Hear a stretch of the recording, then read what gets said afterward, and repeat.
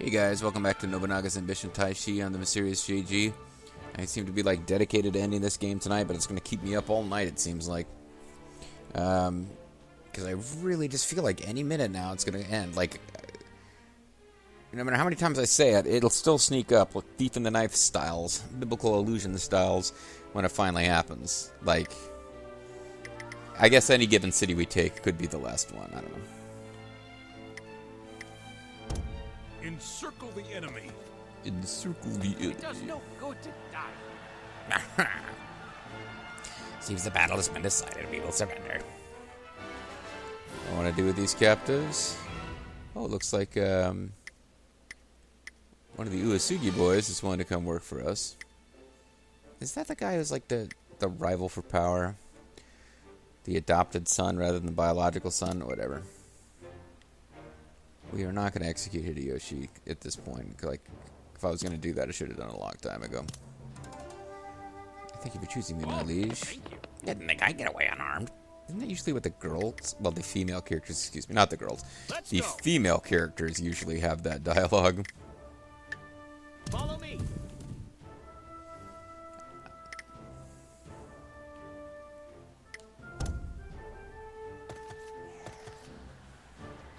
Surround them. Do it. Encircle them. I will not die for nothing. Well, that's a good plan.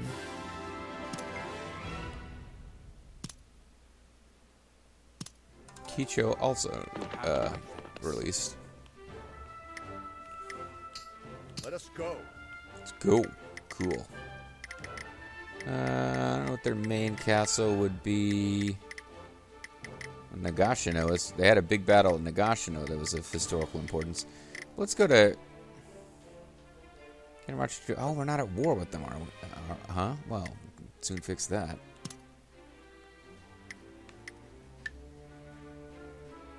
They don't like us that much.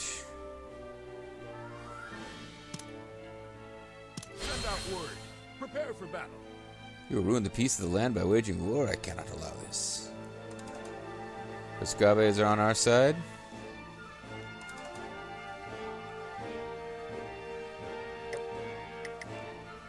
But the, oh, that's Choskabe. I was like, what the hell are we out Choskabe's on? Let us go.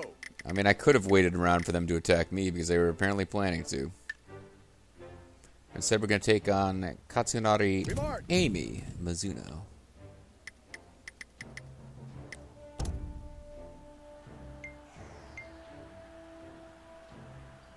Such a small.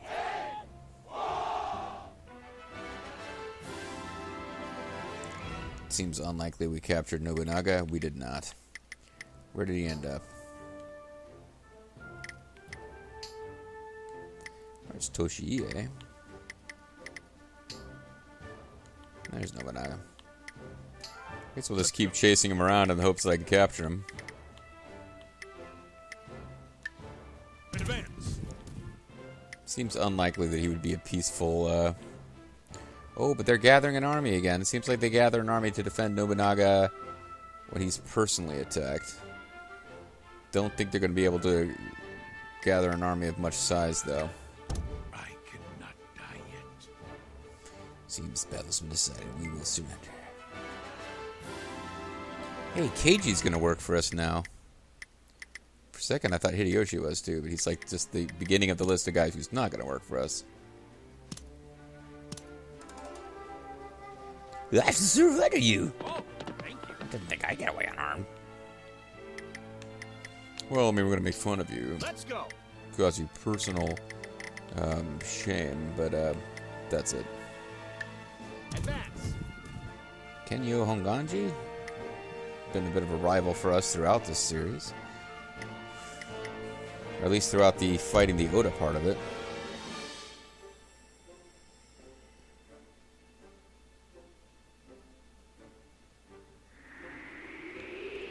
Winter 1589. Master Takigawa has fallen ill. Now enter a trade agreement with Hojo. Sure. I shall accept this trade agreement. The land at large knows of our might. Shall we lay down a warband, my lord, and put an end to this air of battle? Yeah, let's do that. This will finish the game and move to the ending. Is that alright? Sure. There are no more clans who oppose you. The land has been unified under Shimazu. So, we had one last battle between, I forget the guy's name, Hosokawa or something.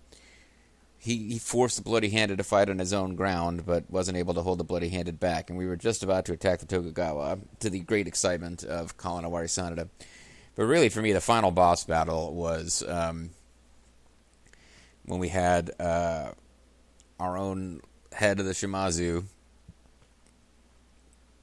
whose name I still can't remember, taking on Nobunaga, like, mano-a-mano, almost. They were leading armies directly against each other. But the land has been unified under the Shimazu, because the Oda are clearly finished.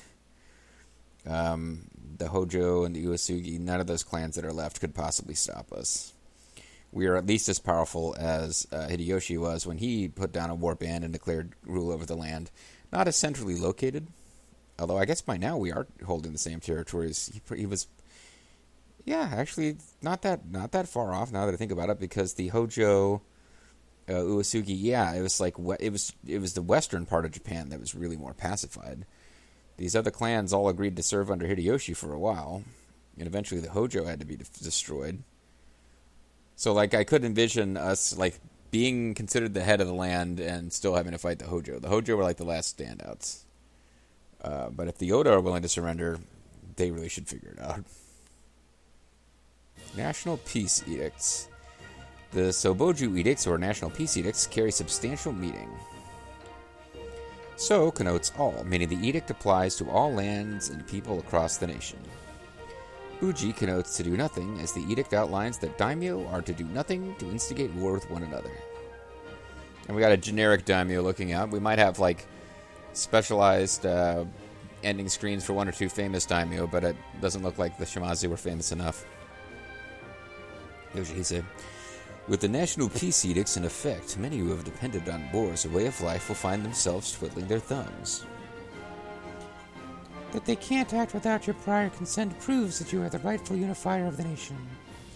To unite all people within our nation, deny the evils of truth and love.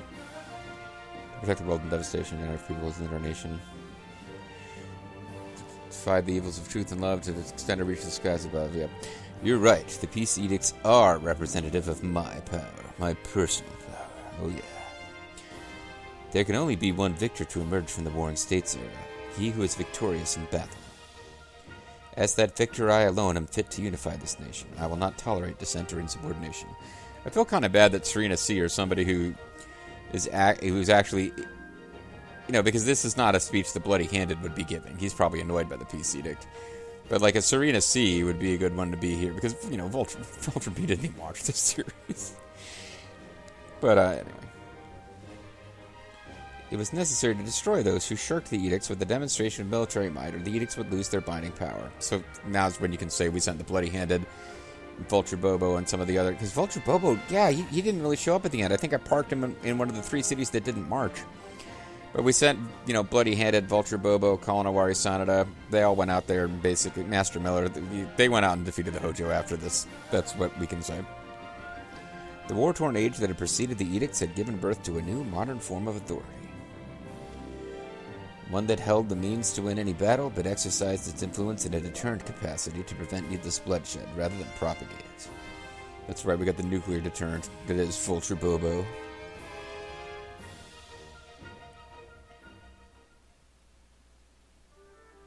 War band deployed. Shimazu, warlord of 3 states. Let's get a little map of Japan with some of the more famous daimyo. We got Loser Daimyo getting knocked off in the east. Before we took out anybody, before even the Ito went down, there was already half a dozen or more daimyo got taken out. But eventually we took out... Oh no, I guess I missed the Ito going, because that was where we took over some Chosokabe stuff. I was... Shikoku stuff. I was trying to, take my time and get the plot stuff. Which is why... things went a little slowly. You can see fewer clans getting eliminated on Kyushu than anywhere else, because I was trying to follow the timeline of the story. Whereas the AI is freed up from that. We're just being more aggressive than the actual daimyos were. We saw Masamune's face appear as he took over from Teramune. We saw, what's his name, the Bear of Hizen get replaced by another guy. We should see these couple of forces drop off in fairly rapid succession here. And you can see it's really thinning out to a handful of major forces. The Otoma go. The big surprise at this point is how quickly the Mori go. This is where I'm no longer following the story. I'm just killing as fast as I can. So the Mori and the Ukita and the Tsutsui in what looks like very little time passing. The Oda technically never get wiped out. Now it's time for some kind of weird-ass R&B, which will probably end up being a content ID match, and I'll probably have to edit the sound out later. But for now, instead of listening to this, I could prepare a song, as I've, to sing a song for you guys, as I've done in many of these other series over the years. Oh, I mean, it could Shimazu. This is actually pretty funky. I mean, I could listen to this if there's no singing. There's some chance that it won't get a content ID. But this is like the funkiest Nobunaga's ambition music I've ever heard.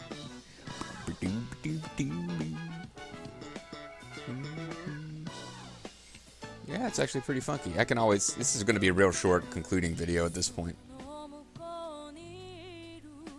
But never mind, here's singing coming in and making it so that we probably get a content ID. I think that's supposed to be Nobunaga. I'm not sure. Yeah, I think this is Nobunaga going around just like wearing the long hair. Hi, I'm Hideyoshi. Actually, just call me Yoshi. My friend Hideyo's the one who's doing all the work, but he can't talk. Neo2. Katsuie. Yeah, Neo2's a fun series game. Go watch that. It's about these same people. It's just got a lot more demons in it. Got Kenshin and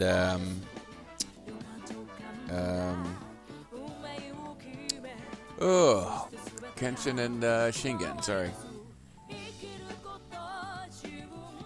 Like a Dragon. Wait, that's a different game series. Tokugawa is his douchey golden armor. There's Kicho.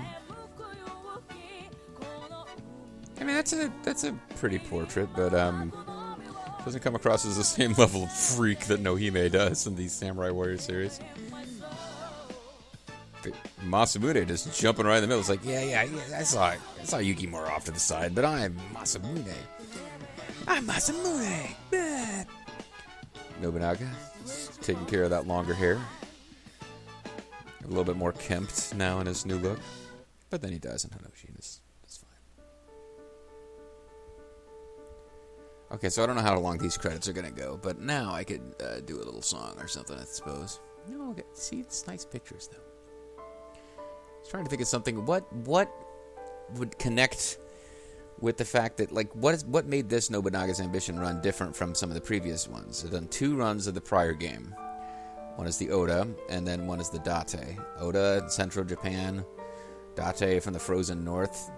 This clan, they came from the islands, and we spent the first part of the series getting a foothold in Shikoku before taking over Kyushu. And eventually we held most of Honshu, and Hokkaido's not really in the game. So it's really like the tropical island clan taking over Japan, which got me thinking this would be a good song to do. Off of Lake Biwa, there's a place called Kyoto. That's where you want to go to get away from it all. Bodies in the sand, sake drink melting in your hand. We'll be falling in love to the rhythm of a shamisen band. Down in Kyoto, Kyushu, Shikoku, oh, I wanna take you, Odawara. Sorry, I mean, I messed it up. Kyushu, Shikoku, oh, I wanna take you to Odawara. Come on, pretty mama, Osaka or Edo, baby, why don't we go? Oh, I want to. Wait, Oh, I want to take you down to Kyoto. I really mess this up.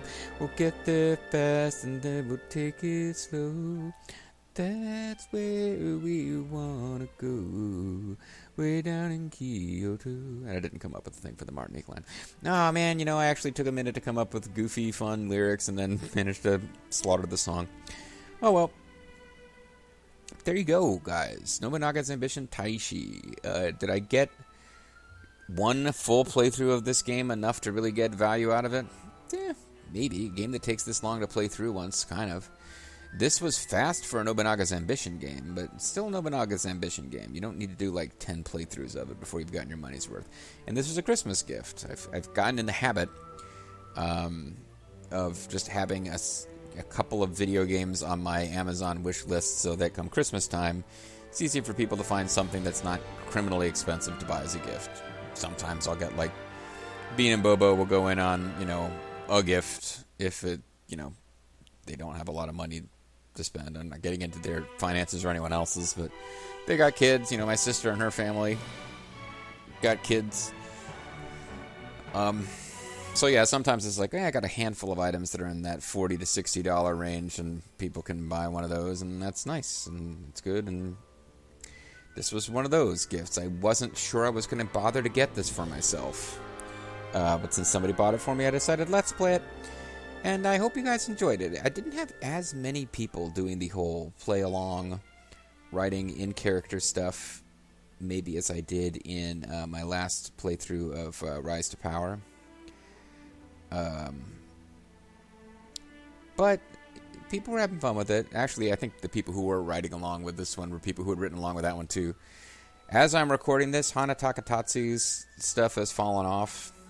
And I think maybe the author reached a point where they were running out of ways to do stuff in character, or maybe they just got busy and didn't have time to watch the series anymore. But Serena C. and the Bloody Handed are recounting non-stop adventures of... And I'm way ahead of where those little write-ups are at. But those are fun for me to read. I do enjoy that stuff. So, you know, jump in and do those. And any LP of mine that you want, it's always fun. I mean, I guess it's easier to do in a game where there are created characters that are yours, rather than just like, okay, do an in-character thing about what the Bloody Handed is doing during the events of, you know, Secret of Mana. That might be a little harder. But anyway, yeah, overall thoughts on this game? Just going to get it to a menu screen so it's not... Oh, no, Yuki Sanada. I definitely found some things about it that were... There were a few things about it that I thought worked a little better than the last Nobunaga's Ambition game I played. I played a couple of them. I've only played 2 of them that you guys have gotten to see, but and Bobo picked up like the PS2 game for me for a birthday gift one year, and I never got around to doing it because it's kind of... I can do it. I've done it before. It's kind of a pain to hook up my PS2 in a way that I can record it, even though like there's so many games in the PS1 and PS2 I think are collectively like my favorite system. The PS2 that played PS1 games, that was the best ever. I have like a real sentimental attachment to some of the games from that era. And would love to go back and record more stuff there. So one of these days I'm going to like go back and figure that out. I'm really sad that the PS5... They're talking about backwards compatibility for these systems, but nobody thinks the PS5 is going to go backwards compatible back to PS1, and probably not PS2 either. But anyway, no, there was... This simplified several things. Town, like the way you developed your towns is obviously there's just a whole lot less going on there. You're not building up castles in any real way. Like, castles can go from level C to level A, I guess. It's not that big a deal. I don't even understand what that does in combat. So the mechanics of taking castles is much simpler too. Actually, everything is simple. It's a much simpler game. Where you just form these big armies with 9 units each. In a way, that feels more like how the actual combat at the time went. Like these big... Having a lower number of much larger engagements feels like the kind of history that you read about. I guess. I don't know exactly what I'm trying to say, but like there's a lot less of like the tactics part of the game. I think the combat and the tactics I enjoyed more. Strategy was a lot less, actually. I mean, if I really got a hang of how to figure out which battle, like how are you going to manipulate it so the battlefield doesn't just tell you can only use 1/4 of your force when you had them outnumbered going in, or stuff like that. If I spend more time with the game and figured out some of those mechanics better, I might enjoy it more. But I was already, we had a fairly sizable number of created officers, like 10 created officers with really high stats, but that makes less and less of a difference as you go from like conquering 2 or 3 neighboring clans to you're taking on the Oda or the Mori, who already have huge amounts of territory. And I rarely got into that much trouble, and when I did, I was usually childishly fussing about a gameplay mechanic I didn't understand. Like if I got to the point where I really understood all the gameplay mechanics, I feel like this game would be pretty easy. Certainly, it's like you've got to get past the first couple of battles and get some kind of economy started, and you're good to go. So it's much faster paced, even though it took like probably, by the time this is all said and done, I probably got up to like 80 videos or so. I've lost track. I did a bunch today and didn't process them yet. And I don't remember exactly how many videos long. I suppose like a quick look up how many videos long was... Yeah, it would be an easy thing to look up. How many videos long was my playthrough as the Date? 110 videos to get through as the Date. So maybe it's not that much longer, but I just felt like choosing which facilities you wanted to build in the town, and then choosing how you wanted to build up the castles. I played a little bit of Nobunaga's Ambition Ascension off screen and didn't get into it. Might try it again. I didn't get into it, which is weird because it's counterintuitive. I'm about to say you could just get into like the city building part of that game almost. It was almost enough going on with the city building mechanics that you could really enjoy that. Like I could picture something where you're like, I'm going to play a game and I want to play as the Date and take over Oshu, and I'm going to stop after that and not finish conquering Japan, and I'm going to jump over and I'll do one where the Shimazu take over Kyushu. Like, you could get into that and enjoy that and just have it be at that smaller level and just really enjoy building up your castles and fighting other small clans. This game, everything was much more straightforward. You were building facilities in all these different hexes, but they were, I don't know, it's like golden food were shared between cities in that game as well. But just this whole notion that, like, it just didn't feel like the different cities were different from each other. Like, you could have a city where you could build it up and have, like, really great defense for this city. And you could have another city that's in the back, and you're like, I'm gonna have a city where I put lots of agriculture and commerce stuff, and they're never gonna have a big military. And then I'll have other cities that have lots of military recruit stuff, and I might even have a city behind the front lines that just pumps out infantry, and I put in facilities that will give those infantry boosts. Yeah, a lot of that's missing from this game. This game just felt much simpler. And to be honest with you, if I was going to play one of them again, I would feel more inclined to go back to Rise to Power, just because I feel like playing as a different clan in that would be different. Playing as the Date felt a little different from playing as the Oda, as far as like the pressures I was under. Like with the Date, it became necessary to build cities in the areas that were conquered, just so that I would have enough cities in my local zone to keep up economically with more developed areas. In this game, I feel like if I was just like, oh, that was fun playing as the Shimazu, now I want to play as the Takeda, I feel like it would be exactly the same game. Maybe the only difference would be that the Shimazu start with their backs to the water, so there's like one direction in which you don't have to worry about being attacked. But otherwise, it would just... Maybe I'm overstating the difference, but yeah. And that being said, it sounds like I'm knocking this game. I'm not. This game was fun. And if you've been watching these, like, I've heard people say, oh, I enjoy watching you play these games. I wouldn't bother to play them for myself, but it's, like, fun to watch you play. If you've been watching these games and wonder, like, if it would be fun to play for yourself, this seems like it would be a decent gateway game if you're not already into this genre, because it is stripped down and a little bit faster paced than some of the others. RTK is obviously much more about, there are RTK games where you can play as one officer and focus on one officer, and that can be a lot of fun. And there are RTK games where you just play as an entire force. Nobunaga Ambitions games, other than Ascension, they're all about you playing as one force. And this seems like a pretty straightforward one to start with. I heard that it started as a mobile game. I know RTK 12 did that.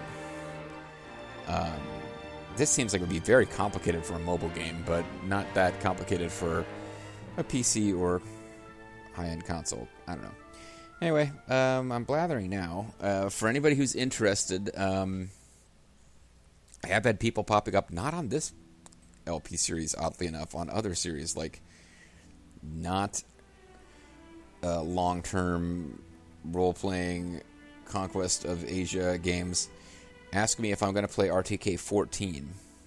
And to tell you the truth, the reviews of it didn't sound that great. It didn't sound like there was a whole lot new and interesting going on. But I guess I'll put it like this. I did the same thing with that game that I did with Taishi. I put it on my Amazon wish list to give family members something that they can buy me for Christmas, because I'm not a particularly easy guy to shop for. Usually if there's something that I want, I'll just go out and get it for myself. But I threw it on the list. Somebody buys it. Probably end up doing a Let's Play of it at some point. Won't promise that, but I probably will. And if nobody buys it, it'll probably stay on my Amazon list, so people have the, somebody feels like getting me something for next Christmas. I don't know. I guess what I'm saying on that is I don't know what the next big Koei project will be. It might be something fairly soon. It might be a while.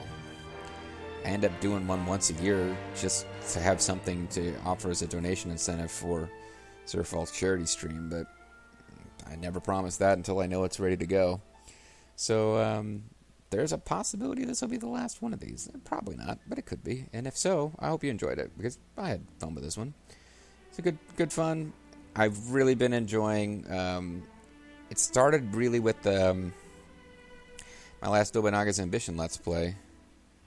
Didn't have a whole lot of others, but I've enjoyed this thing where there's like a small hardcore group of subscribers who chronicle.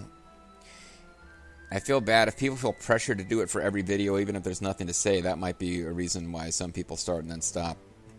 And I certainly don't want anyone to feel like they're supposed to do this, and they're, I'm disappointed if you're watching these videos and you don't do it. But I enjoy that stuff, like, chronicling the adventures of your created character wandering around in the game world. And that's one reason that I might find myself playing through one of these again. Just try to get more of those to read, because they're kind of fun. This time the Bloody Handed didn't get to find love, unless he's written himself finding love, and I haven't read it yet because I'm ahead. But last time it's like it turned into the love story of these two officers. This time the Bloody Handed's just been kind of grumping his way around the country. And Shaman Z coming to admire the Shimazu with time, because she finds them to be the least idiotic of these warrior clans. But ultimately she just wants these big shouty men with their spears to, get out of the way so that she can get down to the serious business of making money. And Takatatsu, who was particularly not shy about writing everyone else into the in-character stories, although those have trailed off. So maybe they will come back, maybe they will not. Either way, Japan is conquered. We didn't execute anybody, not even Soronotomo. The Shimazu, although they were feared as devil warriors of the Southwest, in this game were fairly nice, but fierce. I think a big key was that I think it was pretty key. I did read a fact. Maybe things would have gone differently if I hadn't. But the fact didn't specifically instruct me to do this, but based on what I understood from the fact, I made a beeline in the policies towards getting elite infantry, and I think that made a big difference. Maybe one of these. Maybe if I play this game again, I'll do it as a clan that has militia bonuses. But I'm leaning towards the fact that I'm probably not going to bother with this one again. It was fun, but there's other games that do the same thing better. I don't know. Time will tell. I didn't think I was going to do another Let's Play of Rise to Power, and I ended up doing one. So, we'll see what happens, folks. Have fun out there on the interwebs. I need to find games like this that I can play reasonably well with neuropathy in my hands. So, who knows? Take care, you guys. Sayonara.